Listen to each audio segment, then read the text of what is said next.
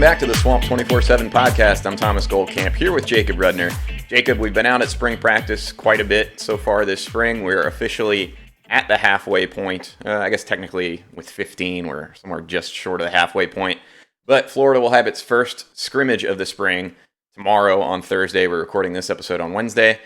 We're going to get into all of what we want to see out of the scrimmage, things we think we can learn, Jacob. But first and foremost, I think I wanted to, since it's been a couple days since our last podcast, kind of just recap where we're at with spring ball. I think the one major storyline that is emerging right now is the tight end position.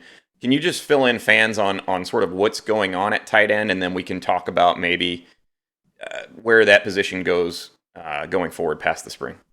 Yeah, I mean, we knew even at the beginning of spring ball that was going to be a thin room. And we had talked about that on the podcast, that was a position that already came into practices without a ton of depth.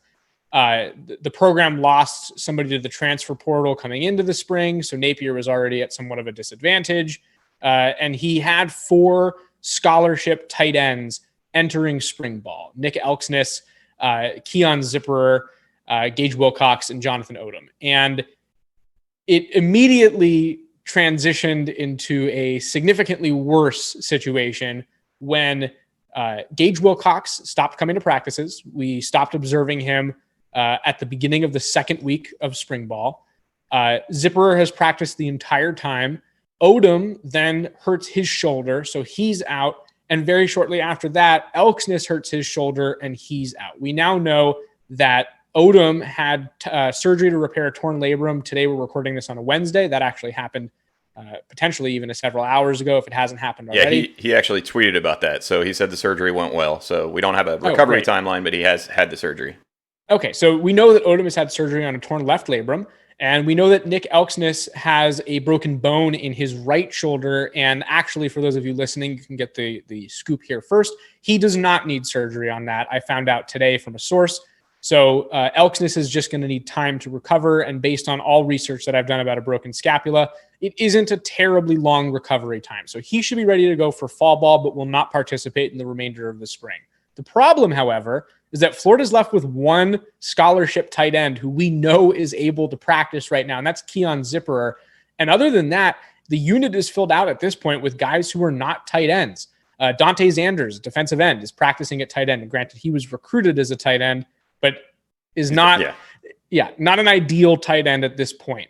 Noah Keeter is a walk-on outside linebacker who was at UCLA, played tight end in high school in Gainesville, and is now kind of practicing at that position. Apparently, some people have seen him also practicing at long snapper. So he's been all over the place. And it sounds like the team might kind of just filter guys in and out of that unit as the rest of spring ball goes on. So it's going to be important to see where they go transfer portal wise, how recruiting kind of factors into this. I think it's a huge positive for them that Elksnis looks like he's going to be ready to go completely for fall ball, just given the injury and the fact that he doesn't need surgery to repair it. And that's a huge positive for the unit. But right now, as things are within spring ball, it's a really bad situation for that room. Yeah, and there's a couple facets to this discussion. One, Billy Napier loves to use the tight ends, right? So that's a very important position group in this offense.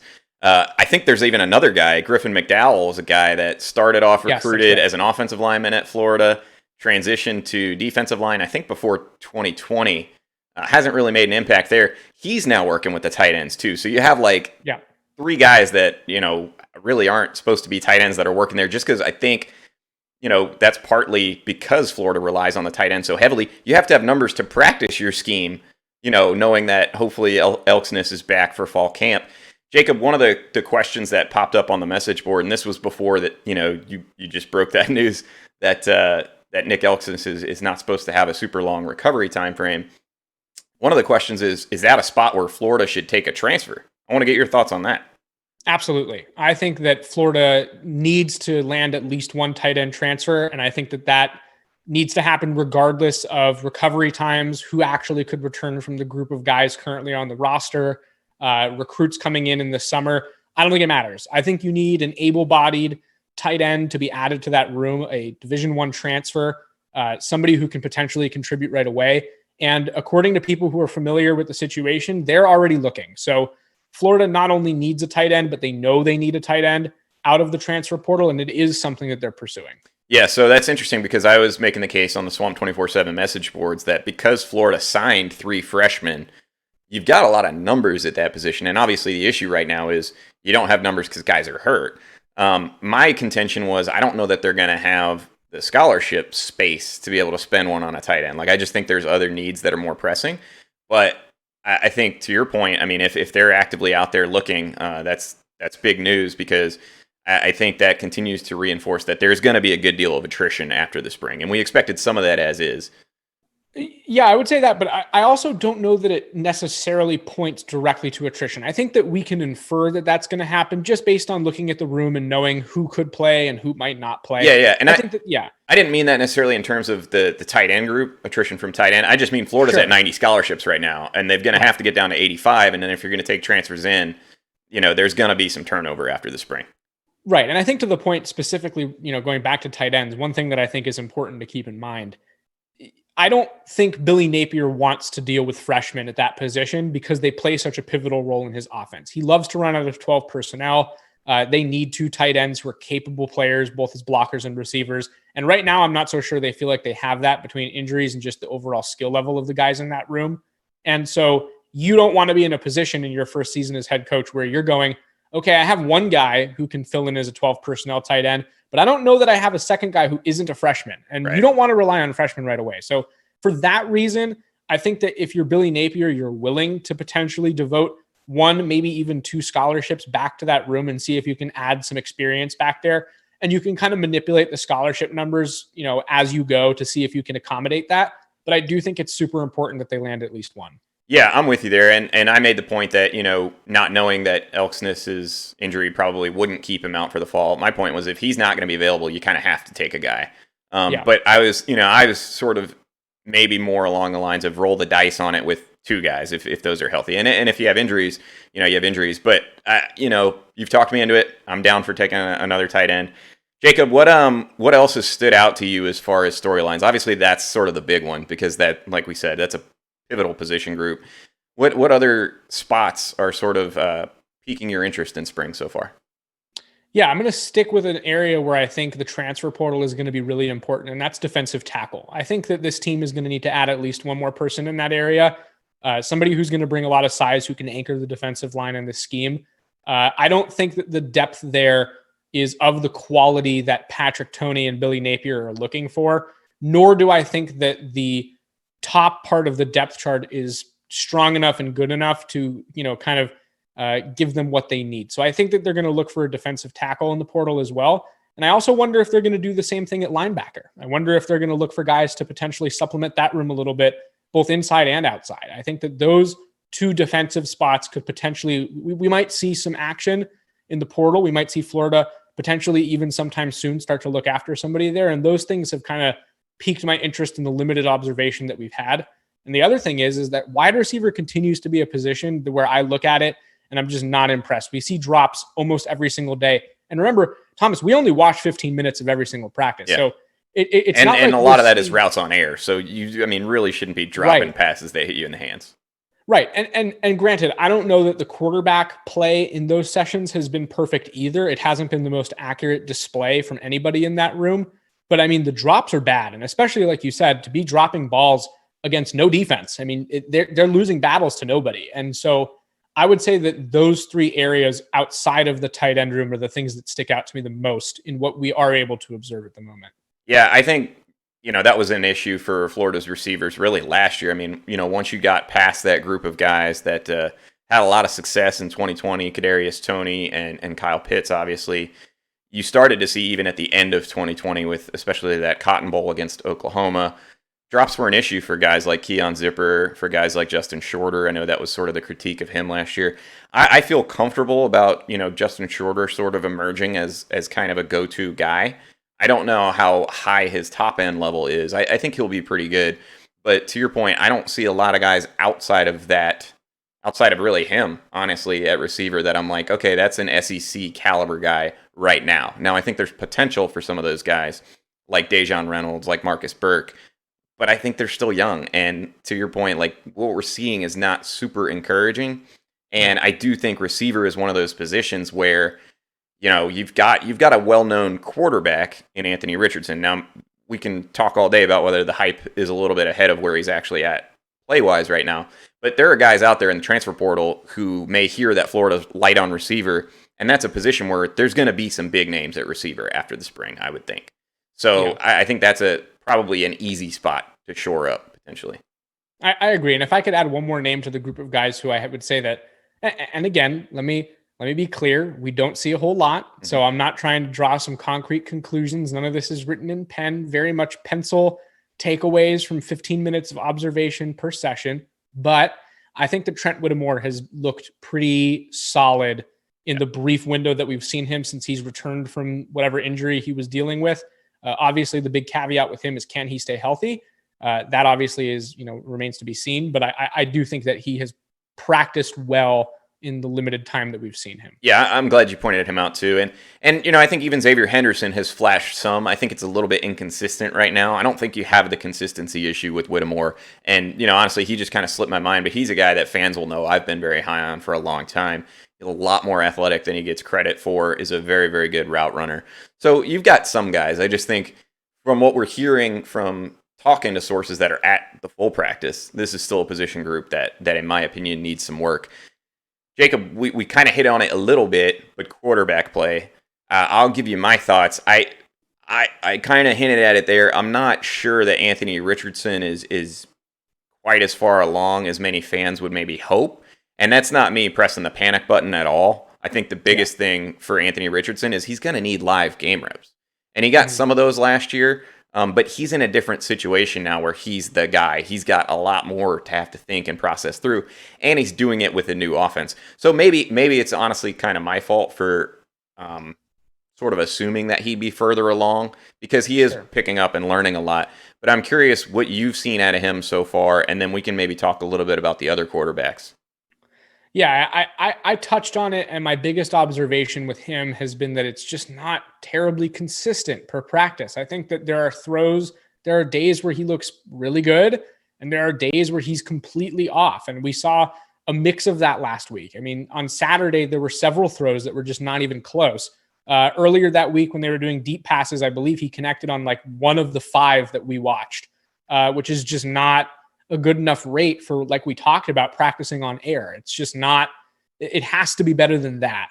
I will now caution our listeners to what I'm saying, because again, I think it's really hard to evaluate quarterback play when we aren't seeing a complete practice, first of all. Right. And second of all, when we aren't seeing what things look like against live defenders. And some people might hear that and go, well, if he can't do it against air, then how could he do it against defenders? And I would say that guys tend to perform differently when you put them in a game-like scenario. And sometimes it actually affects them in a positive way.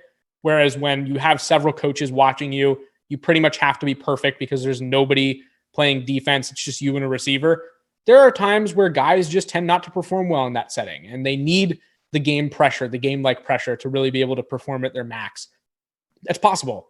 And we haven't seen it. So I think it's really hard to draw a conclusion, but just talking about what we've had access to, what we've seen, and what we've been able to discuss, it hasn't been terribly impressive, no. Yeah, I completely agree with you on the games thing, and that's where I go back to game reps. And he has been in situations where when the lights go on and he's handed the game, facing a deficit like at LSU last year, we've seen what he can do, right? So there's clearly times where it clicks for him. Like, to your point, he's inconsistent, but when that's not to say he's not having days where he's really good as well, or throws where he's right on the money as well. He is. I just think, look, to be honest, Heisman talk got thrown around a lot after those first 2 games last year. He's not at that level right now, right? Like, and I think it's important to temper expectations in that way. But to your point, we haven't seen a whole lot of 11 on 11 or Pascal or those kinds of things where you get a little bit better of a gauge. And Billy Napier is going to get the first team scrimmage tomorrow night, where they're going to be able to put him through some of the evaluations that they want to see. And typically over the course of spring ball, you're really trying to throw as much as you can at them, see how much they're capable of. And then during those off-season meetings over the summer, you go back and you look at what you did really well, what you maybe struggled with. And then there's things that you think, okay, we're close enough on this that we want to keep this in the playbook, at least initially in the fall, and sort of have it as a potential thing that we can build and grow. And so what you see necessarily this spring, what gets reported from sources that will be at these scrimmages, you got to keep in mind that's all very sort of throwing stuff at the wall and seeing what sticks to a certain degree. So it's important not to overreact to any of these opinions because that's really all they are at this point. Absolutely. Where are you at with the other quarterbacks at the moment? Again, I think it's hard to tell. I mean, we've touched on our thoughts on Jack Miller already. I think that it seems as though Billy Napier is pretty happy that Miller is in that quarterback room. I haven't been terribly impressed at all with anybody below Miller on the depth chart. And I think at this point we can confidently say that it's Richardson 1, Miller 2, and everybody else below that. So I think that there's a reasonable amount of concern for third string and lower. I think we could even possibly see some of those guys leave the program after spring ball. I just don't think that I see a path to starting for them because if you're Florida at this point, you're hoping that Richardson is a serviceable starter. You're hoping that Miller is an adequate backup. And you're hoping that you really never have to get to the guys below those two. You're really hoping you never have to get to Miller either, but especially third string and down. And you're also in the recruiting department looking to far out recruit third string and down. You're looking to out recruit Miller and even Richardson at this point. Yeah. So I don't see a path to playing time for anybody below Miller in the short term or long term. So I would be interested to see, just given what we know, if those guys are going to try and look for other opportunities. Well, and that's where I go back to. I mean, you've got 90 players on scholarship right now. You got to be down to 85 by the fall. So, and we know that they're going to go after some guys in the portal. So you're going to see some attrition. Jacob, let's leave it there for now. And I want to talk about in the second half of the show what we need to see or hear. Not, we won't see it, but we'll hear, talking to sources, sort of how things develop, things that we're looking for to get out of that scrimmage that we think the Florida coaches will be looking for as we kind of move forward and start to learn this team a little bit better in year one under Billy Napier. We'll be right back after this quick break. Welcome back to the Swamp 24/7 podcast. I'm Thomas Goldcamp here with Jacob Redner. Jacob, we're recording this episode on a Wednesday afternoon. About 24 hours from now, give or take a couple hours, Florida will be scrimmaging for the first time under new head coach Billy Napier.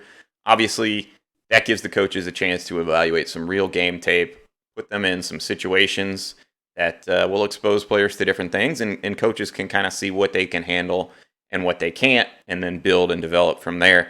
I'm curious, is there any particular position group that you are sort of focused on? I know we talked about defensive tackle, maybe needing some guys from the portal there to shore things up because you don't love the look of the guys there. But are there any specific things that you're kind of looking to learn from this scrimmage? Yeah, I'm actually going to focus at first on the other side of the line. I'm curious to hear about what comes from Florida's offensive line. Who stands out? Who is cracking that starting five? I'm particularly curious about Osiris Torrance because we've heard really good things about him from the coaching staff. Everybody has kind of pointed to his leadership qualities and also his potential just because of his scheme fluency, having known Napier and Sale from Louisiana. How does he fit in at Florida? What does he look like as an SEC offensive lineman, and is he one? So I am curious to hear about what goes on up front offensively. Like you said, I'm also curious to hear about who performs well defensively on the front. I think that is a unit that is probably going to need a little bit of help from the portal. And so with the guys that they have in-house right now, what do they bring to the table? And basically, I kind of view the spring as an opportunity to prove you don't need to out-recruit me from guys from other programs. I'm good, and you have what you need in-house.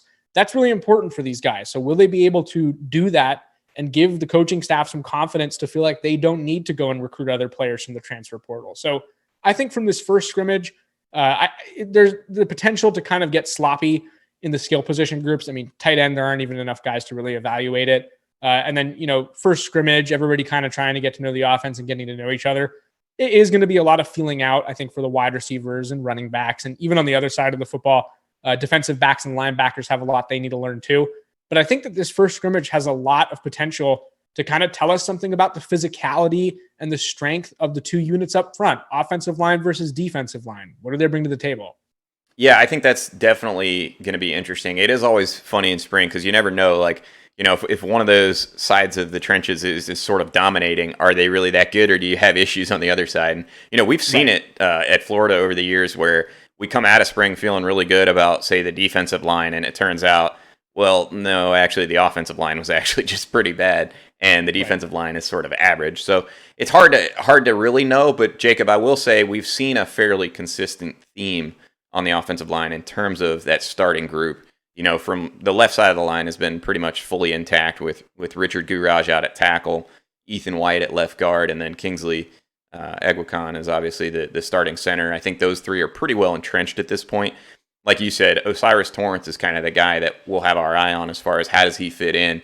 I think everybody will expect him to be a starter, and he's primarily playing that right guard spot. To me, it goes back to sort of pre-spring what we talked about. Is Josh Braun a guy that is just demands his way onto the field with his talent? And I would suggest my guess there is probably so. The question is, will Florida staff at some point look to shift him out to tackle, try to cross-train him to see if he can be sort of in that best five combination? Jacob, it sounds like they haven't done that a whole lot so far, and Torrance and Josh Braun have really rotated with the starters at that right guard spot, which is encouraging in some ways because it does mean they're seeing, I think, some productive play out of Michael Tarquin, who's a guy that Florida fans have really kind of been waiting on to take the next step. Obviously, there's question marks in terms of the depth on the offensive line, but oddly enough, for as much as Florida has struggled on the offensive line over the last decade, really, that's one of the groups I feel better about right now. And, I won't be disappointed if we are hearing some reports out of the spring that the defensive tackles are stepping up for that reason. I think we have a better handle on how some of these starting offensive linemen have performed in the SEC when fully healthy and all that. And it's not terrible, right? So if you have guys like Jalen Lee or like Chris McClellan really stand out in this scrimmage, maybe you're not quite as bad off at defensive tackle as you think. I'm trying to think. For me, I think the one other group that's really fascinating, and I think you sort of mentioned this, is defensive back, right? Because that's a spot where Florida got really low on numbers because they were very senior laden kind of in 2020, and they really, really hit the recruiting ranks hard in the 2020 and 2021 classes. So you got a lot of guys like Jason Marshall, Avery Helm, Ethan Pouncey. You got a lot of first and second year guys. Safety, same thing. You got Mordecai McDaniel, Rashad Torrance, all these different guys. Corey Colliers, I know one that you're very high on at the moment. You got just so many guys, and there's only so many spots.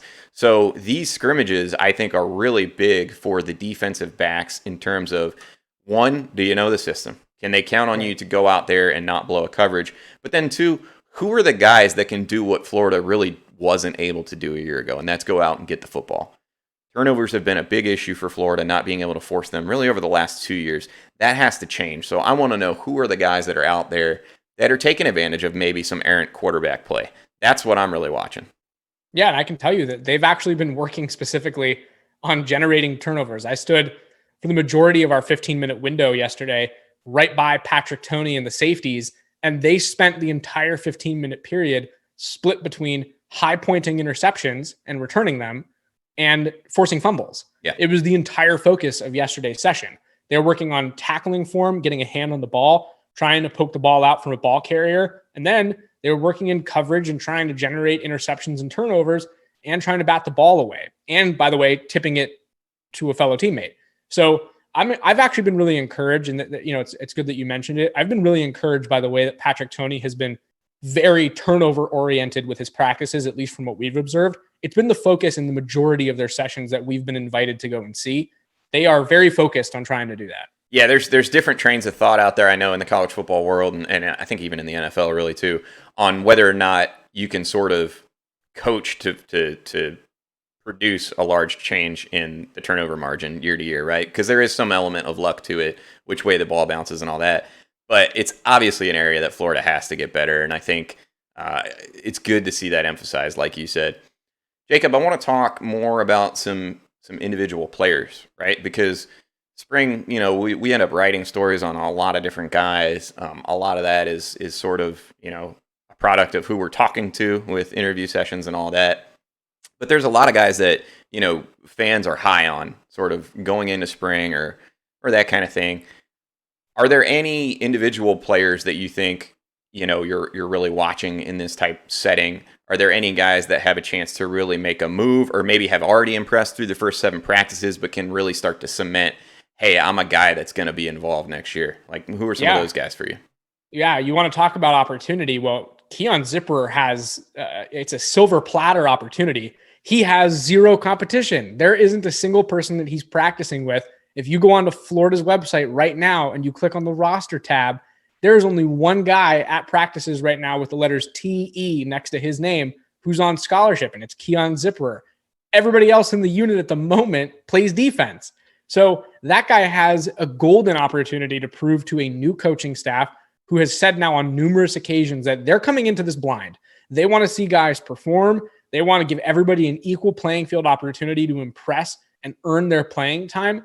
What better opportunity does one guy have to do that than somebody who has zero competition? All he has to do is show up every single day, put together a max effort, and prove that he's the guy in the tight end room. And I think he has an excellent opportunity to do that right now. So that's a guy who I've been watching, who I want to continue to hear what's going on with him because it's the focus. So easy number one opportunity guy, Keon Zipperer. Let me jump in here. I'm going to give you my number one guy. Yeah.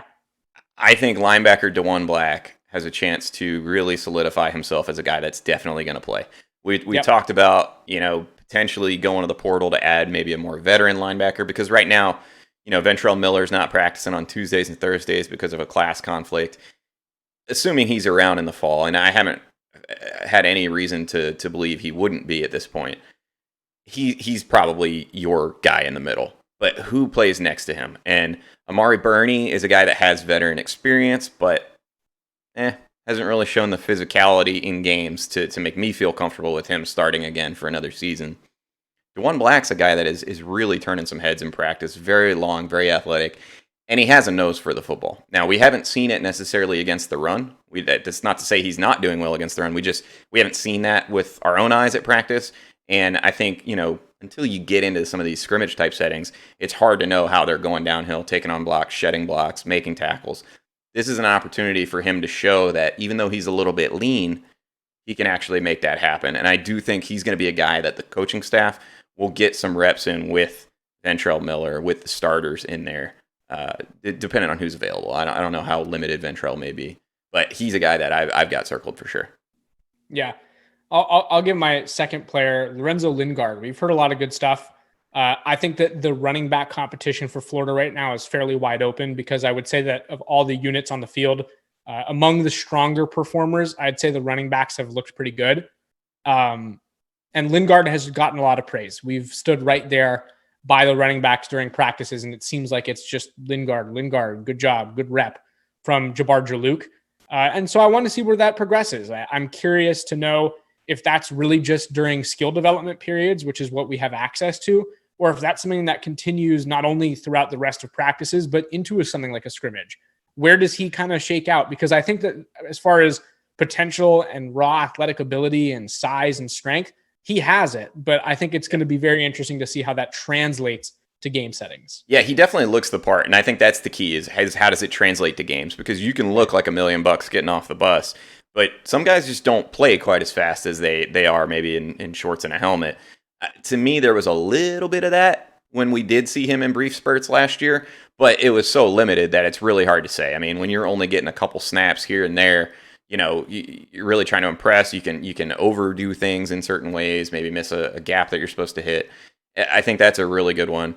I'll give you another one, and I'm going back to the defensive side of the ball, and then we can maybe sort of wrap up with some final thoughts.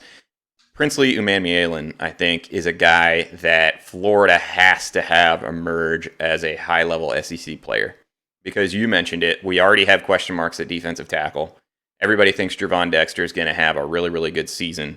He had 51 tackles last year, which is really, really impressive for a defensive tackle. You've got Brenton Cox on the other side, who I think is going to take on some blockers.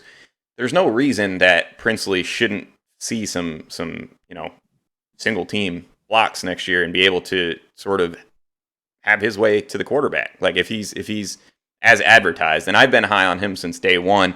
I doubt Florida's staff, after seeing him as a true freshman, should have gotten him more involved last year. He was involved a good bit, but I think he's a guy that has sort of the blend of speed and power that maybe some of the other guys on the roster, especially at that jack spot, don't quite have. He's got to take the next step for me. Yeah, no, I agree. I have nothing to add to that, really. I think that was well said. All right. Anything else we need to hit here before we wrap it up? I know we're probably a little bit over half an hour at this point. No, I would just say that I think that we've kind of hit a really interesting and somewhat exciting point in spring ball. I think that we're seeing some things develop across the board here at every single position. I think that even if we're not necessarily in practice for an extended period of time, we are learning a lot from the people who are giving us information based on what's happening behind closed doors, plus kind of combining that with what we've been able to see. And that's only going to continue to develop. I mean, especially with the scrimmage happening, we're going to have a lot to learn. And so I think that for those of you who are listening to this and who read our content on swamp247.com, just about what's going on within spring ball, I think we've hit that critical point now where details are going to start to emerge of who's doing what, and kind of the picture is going to really start to get painted here. So it's an exciting time if you're a fan. I think that there's a lot to look forward to coverage-wise, and we're going to have it. Yeah, there's no doubt. We will be hitting sources when the scrimmage ends, pretty much as soon as it ends, reaching out to as many people as we can that are at that scrimmage. And we'll have, obviously, VIP notes posted for you on Swamp 24/7. As always, Jacob, appreciate all the thoughts today, man. I thought this was a really good episode. Guys, if you're liking the Swamp 24/7 podcast, be sure to hit like and subscribe on the YouTube channel. Let your friends know. If you're listening on an audio-only platform like iTunes, Stitcher, Spotify, any of the other number platforms we're on, just leave us a favorable review. It really helps us to expand our reach and be able to get more Gator fans involved. So we appreciate all your support, and that will do it for today's episode of the Swamp 24/7 podcast.